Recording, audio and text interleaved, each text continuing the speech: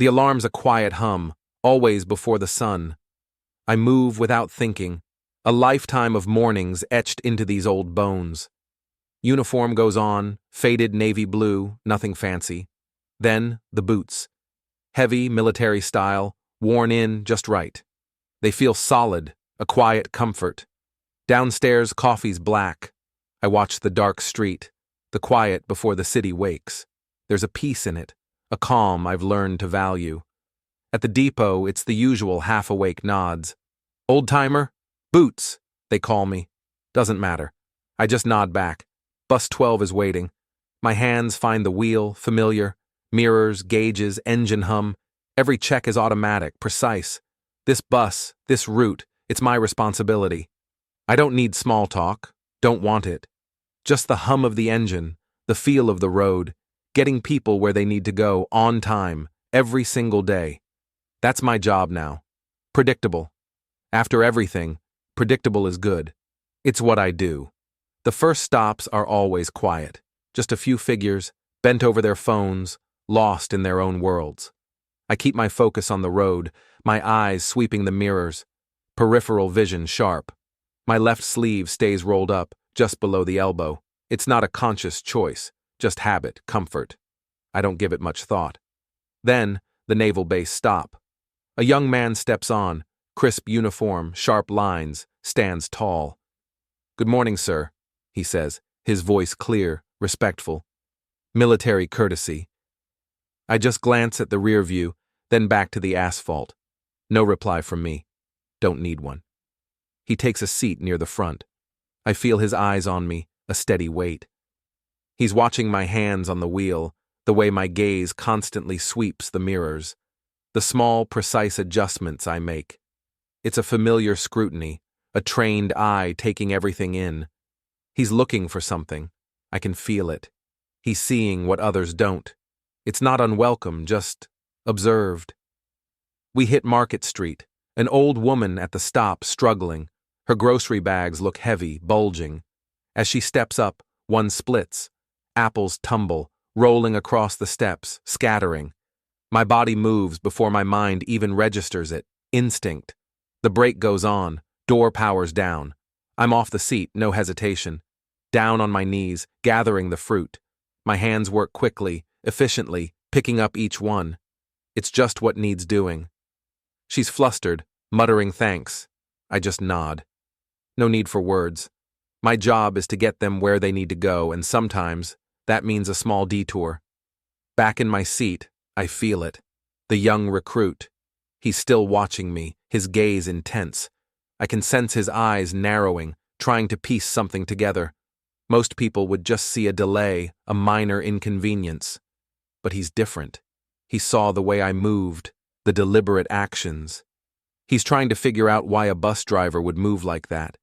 He's seeing something that doesn't quite fit the picture. I just focus on the road ahead. The bus hums back to life. The next morning, he's back. The young recruit. He takes the same seat, but this time he shifts just slightly. I notice it. He's positioning himself so the sunlight as I turn the wheel will hit my forearm. I keep my eyes on the road, but I know what he's doing. I've known this moment might come. The light catches it, the fading outline beneath years of sun and skin. It's there, the trident, the anchor, the eagle, the insignia. He waits. I hear the quiet cough.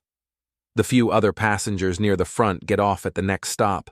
Then he leans forward, his voice low, just for me. "Sir," he says, "were you in?" The question hangs, unfinished. The engine hums. A traffic light changes from red to green. I don't turn my head. I don't need to. "I was," I say. 2 words, nothing more. But I feel the shift. He leans back, understanding. The silence in the bus now feels different. It's not the emptiness of strangers anymore. It's the quiet recognition of something shared. I didn't expect anything to change, but it did. Whispers start, subtle at first. I hear snippets, feel the shift in the air. Old guy driving bus 12, former frogman. Harper saw the trident, said the driver confirmed. My past is my past. It doesn't define my present job. But for them, it's something. Within days, the bus starts filling differently, not just the usual commuters, more military personnel, young recruits, some older officers. They board, silent, respectful. Their posture is different. One young man almost salutes, then catches himself, lowering his hand quickly. I don't change my expression, just keep my eyes on the road, on the mirrors. But I hold their gaze a moment longer in the reflection. They're looking for something, a connection, a piece of history. It's not about me, not really. It's about what that symbol, that past, represents to them. A quiet reverence. I just keep driving. Monday morning. A lieutenant colonel boards my bus, full dress uniform, crisp and sharp. He walks past the few recruits already seated.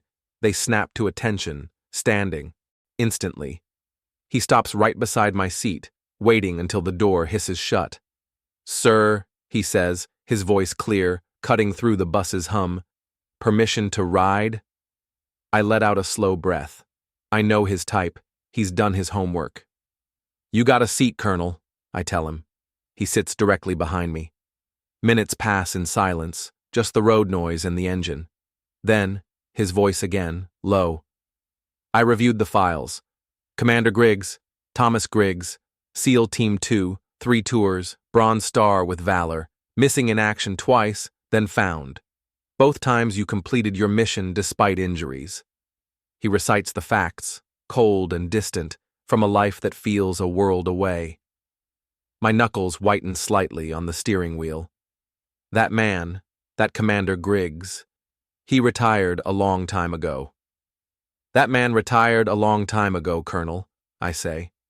He doesn't miss a beat. With respect, sir, that's not how it works. You know that better than most. He's right. Some things you carry with you. Always. The number of military passengers keeps growing.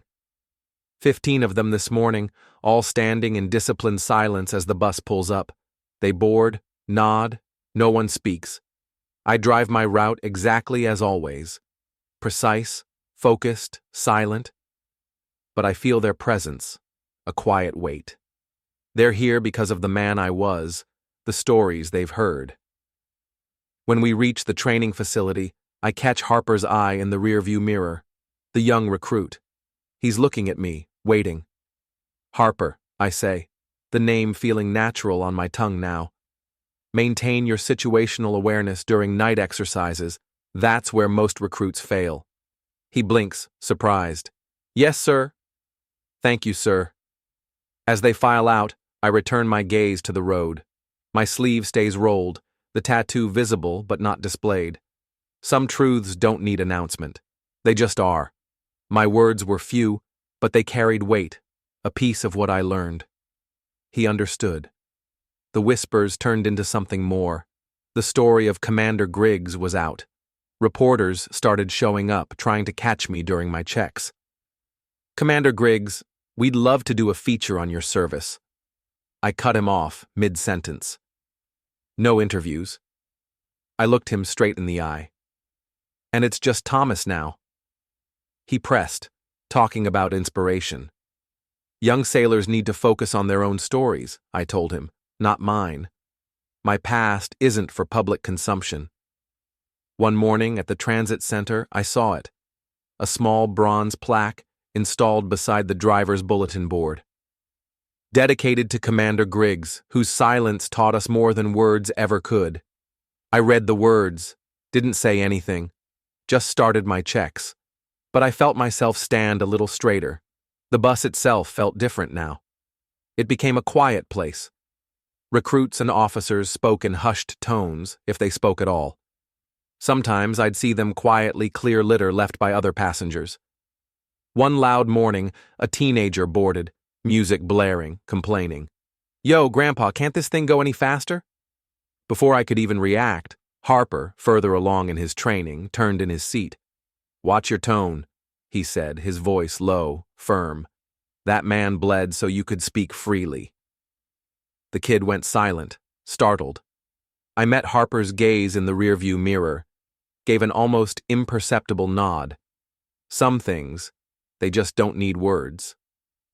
The formal requests kept coming, a steady trickle of reminders that my past was no longer entirely my own.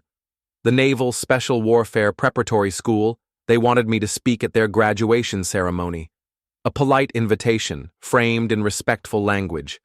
I thought about it for a moment, the idea of standing on a stage, looking out at those young faces, full of fire and ambition. But it wasn't for me. My service, my lessons, they weren't for speeches. I wrote a brief handwritten note in reply.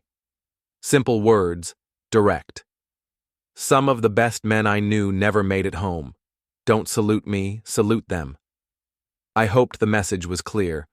My honor wasn't for public display, not like that. It belonged to the ones who didn't come back, to the quiet sacrifices. I heard later that the school's commanding officer actually framed the note, a small, unexpected gesture. Then there was the local high school teacher. Her father had served in the Navy, I was told. She developed a whole curriculum unit, modern-day valor and silence. It focused on how heroism continues long after the uniforms are put away, even without public acknowledgement. I heard about it, of course. People would mention it, sometimes with a knowing look. I never sought it out, never commented. My presence, simply driving the route, was enough.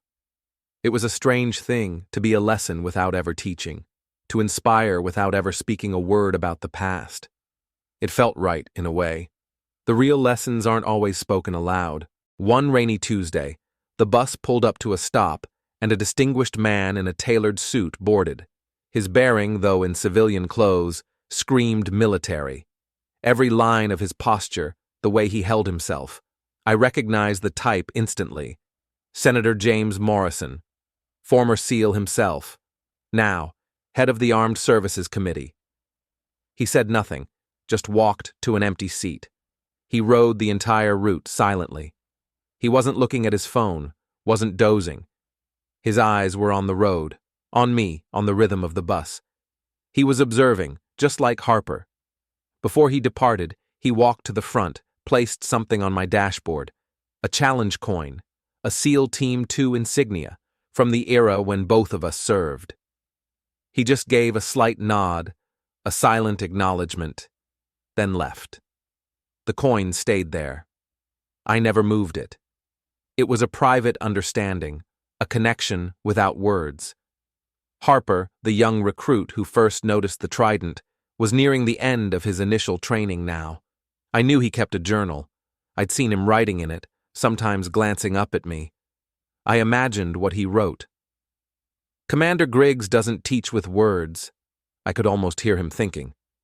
He demonstrates with every turn of the wheel, every precisely timed stop, every scan of his mirrors. He's still on patrol, just a different kind. He understood. He truly understood. Another recruit, a new face, once asked me directly about my most heroic moment. He was young, eager, looking for a grand tale. My response was always the same, brief, to the point. Showing up the next day, I told him. He frowned, not getting it. But Harper, he stepped in. He explained it later, to the other recruits. He means courage isn't about one big moment. It's about continuing after the moment has passed, getting up and doing what needs doing. They listened to Harper. They understood. My silence, it couldn't hide the depth of connection, the shared understanding I now felt with these young men. It was a quiet roar, a bond forged not in battle, but in the steady hum of a bus day after day. One bitter January morning, I wasn't on bus 12. Someone else was driving my route. I felt the absence, a strange quietness in my own routine. 3 days. That's how long I was gone. When I returned, the depot felt the same, the bus felt the same. I wiped the mirrors, checked the gauges, opened the door. Same boots, same silence. But there was something new. A folded American flag, encased in a triangular display, secured behind my seat. No one asked about it. They didn't need to. They understood. Someone had gone home for the final time. In the rearview mirror, I saw Harper, at the back of the bus, remove his cap. He held it against his chest for the duration of the ride. Other military passengers followed suit, a silent, unified gesture. No words were exchanged, but my eyes, meeting theirs in the reflection, acknowledged their gesture. It was a shared moment of grief and respect. For 3 more years, I drove Bus 12. Unwavering precision. The legend grew, not through anything I said, but through my consistent presence. Young recruits began their training, and a ride on my bus became a rite of passage. They'd talk about it, about the silent driver, the Trident. It was strange, being a story. Then, the announcement came. The transit authority. My retirement. No formal ceremony. I made sure of that. Didn't need fanfare. On my final morning, I arrived at the depot.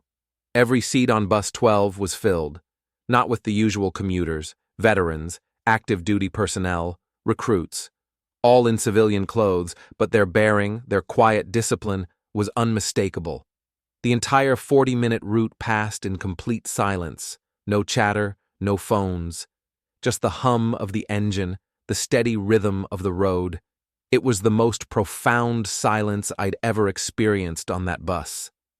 When I pulled into the transit center for the last time, I saw it. The small fleet of buses, arranged in formation, and in the center of the lot, a newly installed monument. Heroes don't announce themselves.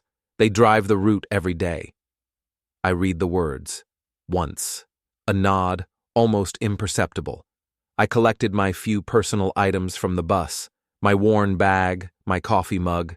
As I walked away, the assembled passengers who had quietly exited the bus formed a line on either side of my path. No one saluted, no one spoke, but each stood at perfect attention as I passed. At the lot's edge, Harper was waiting. He was an officer now, standing beside a navy blue pickup truck. "Need a ride, Commander?" he asked. I paused, looked at him. He understood. He truly did. "Appreciate it, Lieutenant," I said. My voice was a little rough. I got in. A photographer from the base newspaper was there. He captured the moment. A weathered man with a duffel bag walking away from a bus, while 20 service members stood in silent respect. The image would go viral, I knew. Commander Thomas Griggs, SEAL Team 2, never needed a stage, just a steering wheel. The Thainda